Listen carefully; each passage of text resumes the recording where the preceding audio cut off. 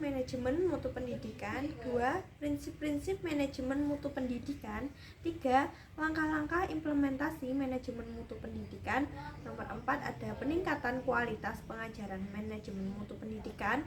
Nomor 6 ada peran komite mutu pendidikan. Nomor 7 ada keterlibatan orang tua dan masyarakat dalam manajemen mutu pendidikan. Nomor 8 ada keberlanjutan dan peningkatan manajemen mutu pendidikan. Nomor 9 ada kesimpulan. Oke, nomor 1 yaitu apa itu manajemen mutu pendidikan? Manajemen mutu pendidikan adalah pendekatan atau proses sistematis yang bertujuan untuk meningkatkan kualitas pendidikan. Tujuan utamanya adalah untuk mencapai standar tertentu dalam menyelenggarakan pendidikan dan memastikan bahwa semua komponen yang terlibat dalam proses pendidikan berfungsi dengan baik dan efektif. Lalu ada mengapa manajemen mutu pendidikan? Manajemen mutu pendidikan sangat penting karena berperan krusial dalam peningkatan kualitas sistem pendidikan secara keseluruhan. Berikut adalah beberapa alasan mengapa manajemen mutu pendidikan penting. Nomor 1, ada meningkatkan kualitas pendidikan. 2, fokus pada hasil pembelajaran. 3, penggunaan sumber daya secara efisien. Nomor 4 ada meningkatkan akuntabilitas. Nomor 5 meningkatkan reputasi. Nomor 6 responsif terhadap perubahan. Nomor 7 meningkatkan kepercayaan. Nomor 8 ada menghasilkan lulusan yang berkualitas. Lalu selanjutnya ada prinsip-prinsip manajemen mutu pendidikan. 1. Ada orientasi pada siswa. 2. Kepemimpinan yang kuat. 3. Keterlibatan semua pihak yang terkait. Nomor 4 ada pendekatan berbasis bukti. Nomor 5 ada peningkatan berkelanjutan. 6. Sistem manajemen proses. 7. Fokus pada sumber daya manusia. 8. Ada hubungan kemitraan. Selanjutnya yaitu langkah-langkah implementasi manajemen mutu pendidikan. Yang pertama yaitu penetapan visi dan misi. Yang kedua, pembentukan tim manajemen mutu. Yang ketiga, identifikasi standar mutu. Yang keempat, penyusunan rencana mutu. Yang kelima, pengumpulan data dan evaluasi. Yang keenam, identifikasi kelemahan dan perbaikan. Yang ketujuh, melibatkan pihak terkait. Yang kedelapan, monitoring dan evaluasi lanjutan. Kemudian, peningkatan kualitas pengajaran dan pembelajaran. Yang pertama yaitu menggunakan metode pengajaran yang inovatif dan berbasis teknologi untuk mempertahankan minat siswa. Yang kedua, mengidentifikasi kebutuhan individual siswa dan memberikan dukungan tambahan jika diperlukan. Yang ketiga yaitu mengembangkan kurikulum yang relevan dan sesuai dengan perkembangan terkini di bidang pendidikan. Yang keempat yaitu melibatkan siswa secara aktif dalam proses pembelajaran melalui diskusi proyek atau simulasi. Yang kelima yaitu menerapkan sistem penilaian yang adil dan berfokus pada pemahaman konsep daripada sekadar menghafalkan. Selanjutnya yaitu peran serta siswa dalam manajemen mutu pendidikan. Yang pertama yaitu memberikan masukan dan umpan balik. Berarti siswa dapat memberikan masukan dan mengenai kualitas pengajaran, metode pembelajaran, dan materi pelajaran. Yang kedua yaitu meningkatkan keterlibatan. Dengan melibatkan siswa dalam proses manajemen mutu pendidikan, mereka merasa memiliki tanggung jawab terhadap perkembangan dan prestasi sekolah. Hal ini dapat meningkatkan keterlibatan dan motivasi belajar siswa.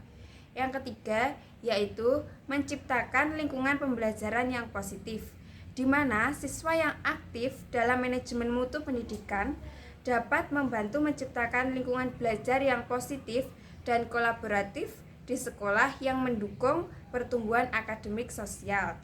Yang keempat yaitu menumbuhkan tanggung jawab.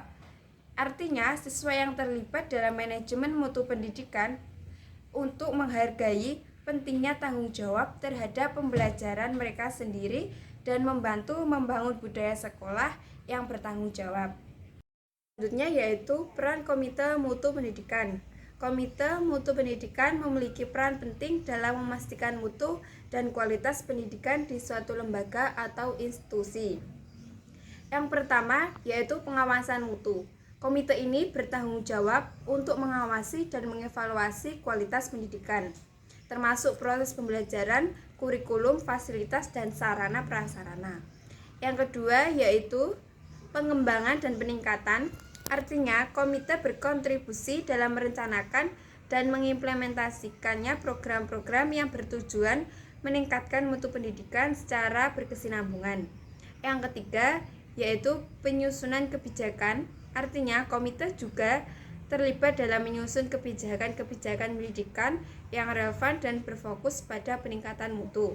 Yang keempat, keterlibatan stakeholder, yaitu komite berperan sebagai jembatan antara pihak sekolah atau institusi pendidikan dengan para pemangku kepentingan lainnya seperti orang tua, masyarakat, dan pihak terkait lainnya. Yang kelima yaitu evaluasi dan akreditasi. Berarti komite mutu pendidikan juga dapat terlibat dalam proses evaluasi dan akreditasi lembaga pendidikan untuk memastikan standar mutu terpenuhi. Oke, yang selanjutnya adalah keterlibatan orang tua dan masyarakat dalam manajemen mutu pendidikan. Yang pertama adalah dukungan dan keterlibatan orang tua. Yang kedua, partisipasi dan pengambilan keputusan melibatkan orang tua. Yang ketiga, pemantauan dan evaluasi dari masyarakat untuk membantu memantau kualitas pendidikan di sekolah-sekolah setempat. Yang keempat, dukungan sumber daya. Melalui dukungan dan partisipasi aktif masyarakat, sumber daya pendidikan seperti infrastruktur, peralatan, dan tenaga pengajar dapat ditingkatkan. Yang kelima adalah pengenalan nilai dan budaya. Masyarakat dapat membantu melestarikan nilai-nilai dan budaya lokal. Yang selanjutnya adalah keberlanjutan dan peningkatan manajemen mutu pendidikan. Keberlanjutan dan peningkatan manajemen mutu pendidikan merupakan hal yang penting untuk mencapai sistem pendidikan yang lebih baik. Dengan melibatkan seluruh pemangku kepentingan seperti guru, siswa, orang tua, dan pihak terkait, dapat ditingkatkan pengawasan, evaluasi, serta perbaikan dalam proses belajar mengajar. Upaya ini akan membantu menciptakan lingkungan belajar yang lebih efektif dan berkelanjutan. Sudah selesai, dilanjut dengan kesimpulan. Kesimpulannya adalah manfaat dari implementasi manajemen mutu pendidikan. Yang pertama, peningkatan kualitas pendidikan. Manajemen mutu membantu memastikan standar pendidikan yang lebih tinggi, mengarah pada peningkatan mutu proses pembelajaran dan belajar siswa.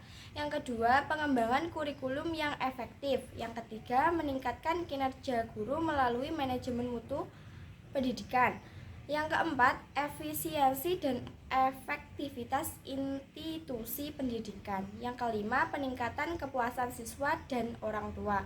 Yang keenam, meningkatkan citra dan reputasi institusi. Yang ketujuh, akuntabilitas atau manajemen mutu membantu menciptakan sistem akuntabilitas yang jelas, memungkinkan evaluasi yang objektif terhadap kinerja institusi pendidikan. Yang kedelapan, inovasi pendidikan. Mari kita bersama-sama meningkatkan kualitas pendidikan dengan berpartisipasi aktif dalam kegiatan edukasi, mendukung inovasi dalam belajar, dan bekerja sama dengan pihak terkait untuk menciptakan lingkungan belajar yang inspiratif dan inklusif. Bersama kita bisa menciptakan perubahan positif bagi masa depan pendidikan. Tara mak jrek.